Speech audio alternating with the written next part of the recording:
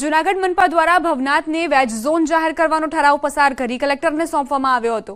ભાવિકોની આસ્થાનું કેન્દ્ર ભવનાથને veg zone જાહેર કરવાની માંગ ઘણા સમયથી પ્રબળ હતી। તાજેતરમાં શિવરાત્રીના મેળા દરમિયાન ભવનાથ વિસ્તારમાં નોનવેજ બનતો હોવાનો વિડીયો વાયરલ થયો હતો, જેથી શ્રદ્ધાળુઓની આસ્થાને ઠેસ પહોંચી। આ મામલે સંતો અને સ્થાનિકો દ્વારા ભવનાથને વેજ ઝોન જાહેર કરવામાં આવે તેવી માંગ કરવામાં આવી। આગામી દિવસોમાં અન્ય ધાર્મિક સ્થળોની જેમ ભવનાથને પણ વેજ ઝોન જાહેર કરાશે।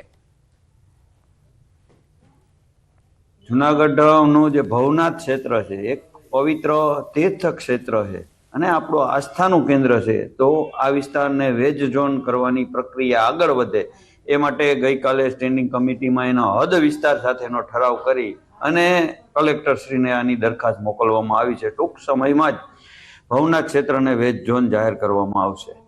જૂનાગઢના તળાવ દરવાજા સ્થિત ધાર્મિક સ્થળોનું ડિમોલેશન કરવામાં આવ્યું। મધ્યરાત્રિએ નવા મનપા કમિશનરની કડક કામગીરી, ચુસ્ત પોલીસ બંદોબસ્ત વચ્ચે આ ડિમોલેશન કરાયું। સાથોસાથ 2 થી 3 અન્ય ધાર્મિક સ્થળોનું પણ ડિમોલેશન કરવામાં આવ્યું।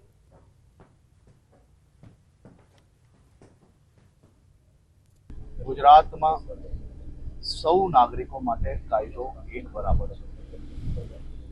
ગુજરાત દેશમાં સૌથી સુરક્ષિત રાજ્ય તરીકે ઓળખાય છે અને આ રાજ્યમાં ચાહે કોઈ બી નાગરિક હોય, આ બધા જ નાગરિકો જે બી કાનૂનના દાયરામાં એટલે કે જે બી કાયદામાં રહેશે તે જરૂરથી ફાયદામાં રહેશે। કચ્છના સરહદીય વિસ્તારોમાં આવેલા ગામડાઓમાં દબાણો દૂર કરવાની કામગીરી હાથ ધરાઈ છે। કાડવાંડ, જામકુનરિયા, કુરન, રાયમાવાંડ સહિતના ગામોમાં દબાણ કરીને બનાવેલી દુકાનો, હોટેલ સહિત પાકા બાંધકામો તોડવામાં આવ્યા। આ ઉપરાંત વન વિભાગ, મહેસૂલ તંત્ર અને પોલીસ દ્વારા કાળા ડુંગર પરના 24 અને દ્રોબાણામાં 2 મળી કુલ 26 દબાણો દૂર કરવામાં આવ્યા। કચ્છ સરહદીય વિસ્તાર હોવાથી અહીં દબાણ કરનારાઓ સામે તંત્રએ લાલાંક કરતા દબાણકારોમાં પણ ફફડાટ જોવા મળ્યો।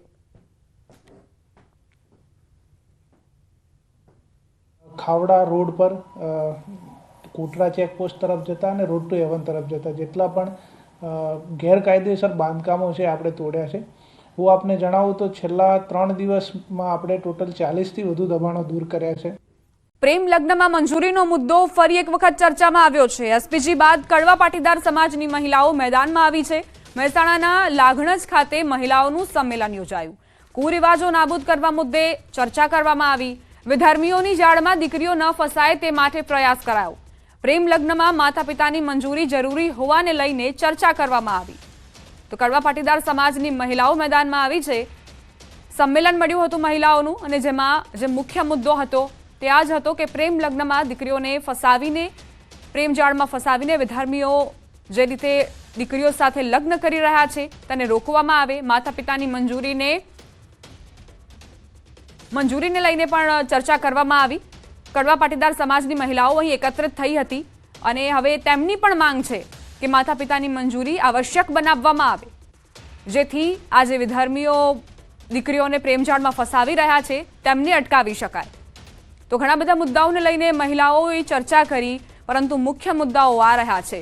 એસપીજી બાદ કડવા પાટીદાર સમાજની મહિલાઓએ પણ આગળ આવીને પોતાની રજૂઆતો કરી છે। પોતાના જે તેમના મુદ્દા છે તે વિશે પણ ચર્ચા કરવામાં આવી। મહેસાણાના લાગણજ ખાતે આ સંમેલન યોજવામાં આવ્યું હતું, જેમાં મોટા પ્રમાણમાં મહિલાઓએ હાજરી આપી અને સાથે જ મહિલાઓ કઈ રીતે પ્રતિનિધિત્વ કરી શકે છે સમાજનું તે પણ તેમણે રજૂ કર્યું। કુરિવાજો નાબૂદ કરવાને લઈને પણ ચર્ચા કરવામાં આવી અને સાથે જ વિધર્મીઓની જાળમાં દીકરીઓ ન ફસાય તે માટે પગલાં લેવા જોઈએ, પ્રયાસ કરવા જોઈએ। સરકાર પણ આ મુદ્દે કાયદો બનાવે તેવી તેમની માંગ છે। આ પહેલા કડવા પાટીદાર સમાજે માંગ કરી હતી। એસપીજી બાદ હવે કડવા પાટીદાર સમાજની મહિલાઓનું આ સંમેલન યોજાયું, જેમાં પણ એ જ પ્રકારની માંગ કરવામાં આવી છે। સરકાર પાસેથી એ જ માંગ છે કે માતા પિતાની મંજૂરી તે આવશ્યક બનાવવામાં આવે, જરૂરી બનાવવામાં આવે, જેથી દીકરીઓ કોઈની પ્રેમજાળમાં ફસાય તો તેમને ત્યાંથી બચાવી શકાય।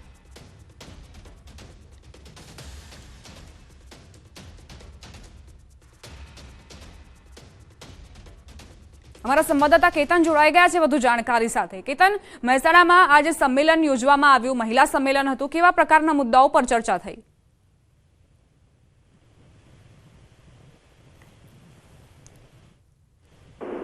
કેતન, આપના સુધી અવાજ આવી રહ્યો છે? હા, બોલો। કેતન, મહેસાણામાં જે સંમેલન યોજવામાં આવ્યું હતું, મહિલા સંમેલન, તેમાં કયા કયા મુદ્દાઓને લઈ ચર્ચા થઈ?